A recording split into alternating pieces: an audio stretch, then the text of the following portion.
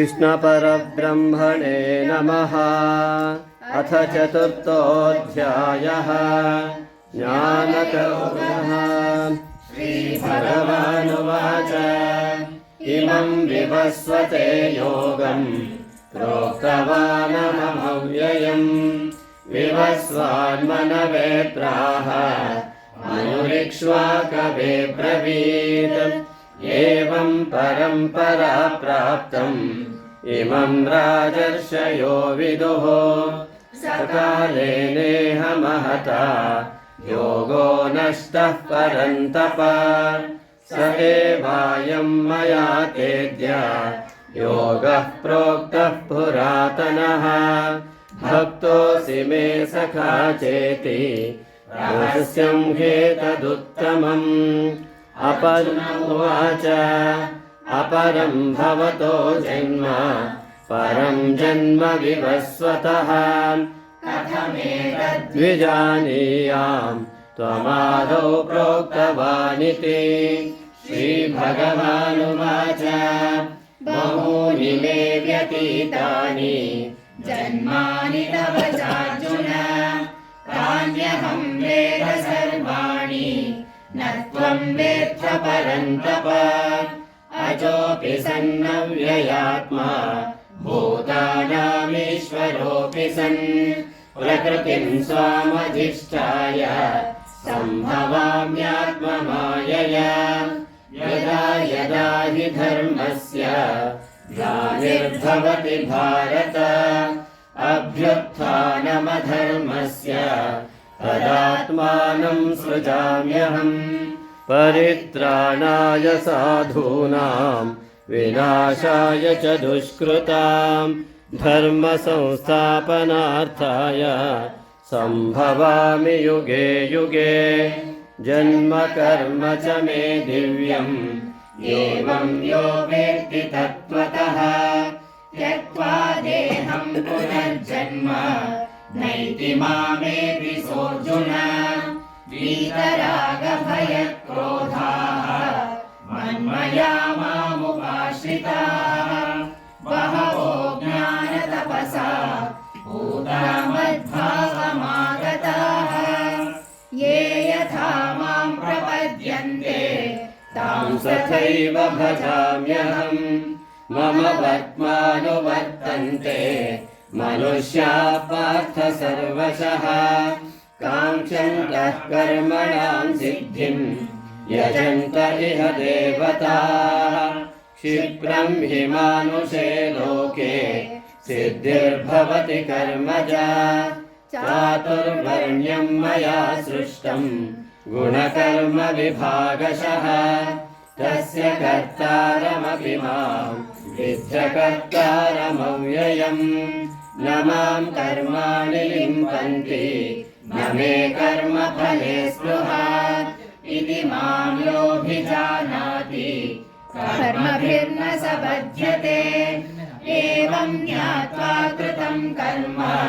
पूर्वैरपि मुमुक्षुभिः कुरु कर्मैव तस्मात् त्वं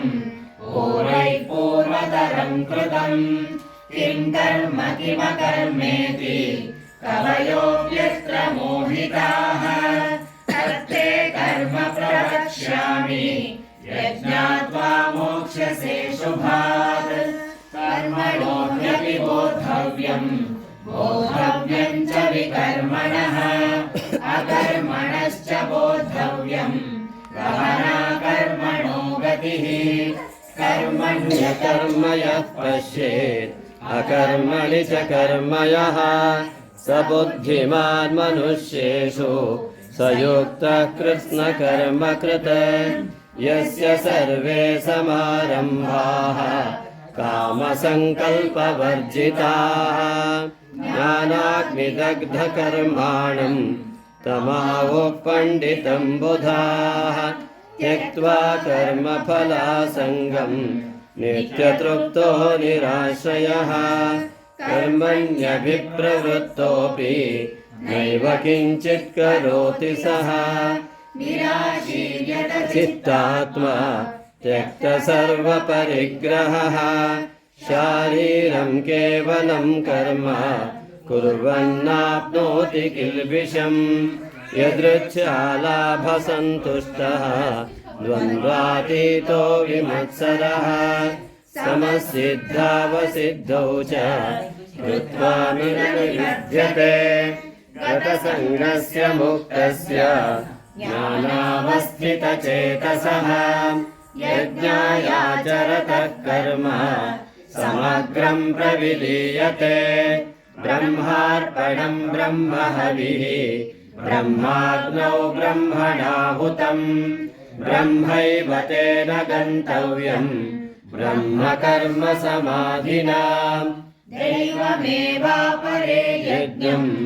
योगिनः पर्युपासते ब्रह्माज्ञावपरे यज्ञम् यज्ञेनैवोपजुह्वति श्रोत्रादीनीन्द्रियाण्यन्ये संयमाग्निषु जुह्वति शब्दादीन् विषयानन्य इन्द्रियाग्निषु जुह्वति सर्वाणीन्द्रियकर्माणि प्राणकर्माणि चापरे आत्मसंयमयोगाग्नौ जुह्वति ज्ञानदीपिते द्रव्ययज्ञास्तपो यज्ञाः योगयज्ञास्तथा परे स्वाध्यायज्ञानयज्ञाश्च यतयः संशितव्रताः अपाने जुह्वति प्राणम् प्राणे पानं तथा परे प्राणापानगतिरुद्ध्वा प्राणायामपरायणाः अपरे नियताहाराः प्राणान् प्राणेषु जुह्वति सर्वेऽप्येते यज्ञविदः यज्ञक्षपितकल्मषाः यज्ञशिष्टामृतभुजः यान्ति ब्रह्म सनातनम् नायं लोकोऽस्य यज्ञस्य कुतोऽन्यः कुरु सत्तमा एवं बहुविधा यज्ञाः वितता ब्रह्मणो मुखे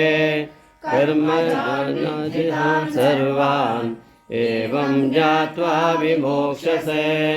श्रेयान् द्रव्यमयाद्यज्ञात् ज्ञानयज्ञः परन्तप सर्वं कर्माखिलं पार्थ ज्ञाने परिसमाप्यते तद्विद्धि प्रणिपातेन परिप्रश्नेन सेवया उपदेक्ष्यन्ति ते ज्ञानम् ज्ञानिनः सत्त्वदर्शिनः यज्ञात्वा न पुनर्मोहम् एवं यास्यसि पाण्डव येन भूतान्यशेषेण रक्ष्यस्यात्मन्यथो मयि अपि चेदसि पापेभ्यः सर्वेभ्यः पापकृत्तमः सर्वं ज्ञानप्लवेनैव रुजिनं सन्तरिष्यसि यथैधांसि समिद्धोऽग्निः भस्मसात् कुरुतेऽर्जुन ज्ञानाग्निः सर्वकर्माणि भस्मसात् कुरुते तथा न हि ज्ञानेन सदृशं पवित्रमिह विद्यते तत्स्वयं योगसंसिद्धः कालेनात्मनि विन्दते श्रद्धावान् लभते ज्ञानं तत्परः संयतेन्द्रियः ज्ञानं लब्ध्वा परां शान्तिम् अचिरेणाधिगच्छति अज्ञश्रद्धधानश्च संशयात्मा विनश्यति नायं लोकोऽस्ति न परः न सुखं संशयात्मनः योगसन्न्यस्तकर्माणं ज्ञानसञ्छिन्नसंशयम् आत्मवन्तं न कर्माणि निबध्नन्ति धनञ्जय तस्मादज्ञानसम्भूतं ऋतुसंज्ञानसिनात्मनः चित्वैनं संशयं योगम् आदिष्टोत्तिष्ठ भारत ॐ तत्सदिति श्रीमद्भगवद्गीतासु उपनिषत्सु ब्रह्मविद्यायां योगशास्त्रे श्रीकृष्णार्जुनसंवादे ज्ञानयोगो नाम चतुर्थोऽध्यायः।